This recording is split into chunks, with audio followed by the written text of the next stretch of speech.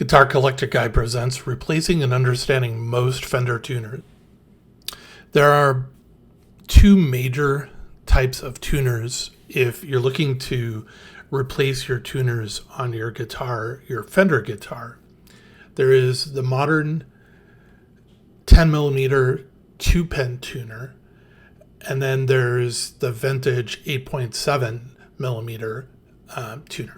The third type of tuner that I'm not covering in this was the Fender F-style tuner, and can be easily identified because it actually has an F stamped on the back of it. But there's multiple variations of this tuner, and I'll discuss them at a later time in another video. Fender modern tuners have two pens on them, as you can see in the picture here, and then they have a 10mm collar that you thread down in, and that's basically how the tuner is held in place, with the two pins and the threaded collar. So if you're buying a replacement tuner for this, make sure that they are also 2-pen with a 10mm collar, because that's the size of the hole that's in your guitar headstock. So there are adapters, meaning that you can actually put other types of tuners into a 10mm type of hole on a tuner headstock.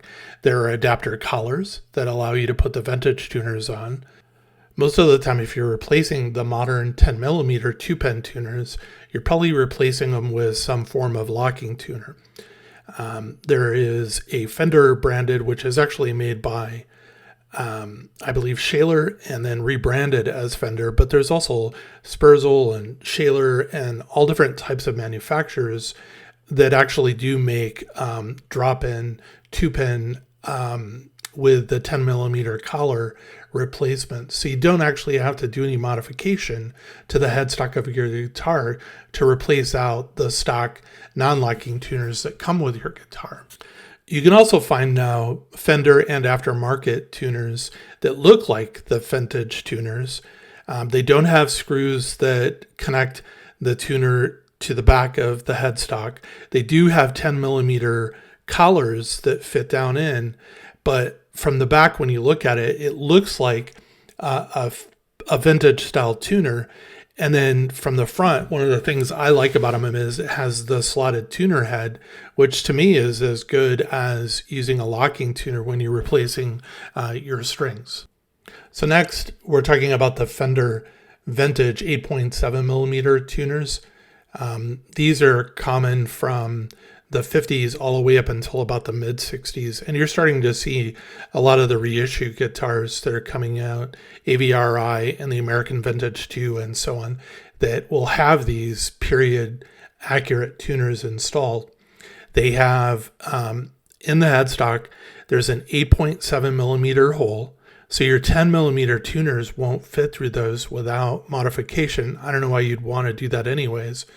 And there's a collar that fits down into the hole snugly and has little fins on the outside that cause it to grip inside of the hole. And then you feed the tuner up through the collar, and then the tuner is held on the back of the headstock by screws. And this is a great tuner. I love these. They also have the slotted tuner heads, which I love them. They're, like I said before, they're as good or better than having locking tuners. Really easy to install new strings on and so on. So I did this short video. So when you're looking to replace your tuners, you actually do look and find tuners that are specific to the specifications of the guitar that you have. So you're not buying the wrong tuners and then potentially damaging your headstock or something when you're trying to install them. So the drawing that I have is, like I said, the two most common. So there's the modern Fender tuner on the left and the vintage tuner on the right, with the sizes and so on. If you search, for a Fender 10mm 2-pen tuner, you're probably going to find all different types, and these are probably going to be direct replacements, but just ensure when you're looking at the specifications that they actually are. The vintage tuners, 8.7 millimeter hole. Most of the time I've actually found that, the collars are the same. You can actually take and replace out a vintage tuner by removing the old one that maybe is damaged and putting a replacement in place, and it'll fit through the collar and you don't have to change anything. Later I'll be releasing videos on the F-style tuners and the variations of those, and also Gibson tuners and the most common different types that you find on Gibson guitars.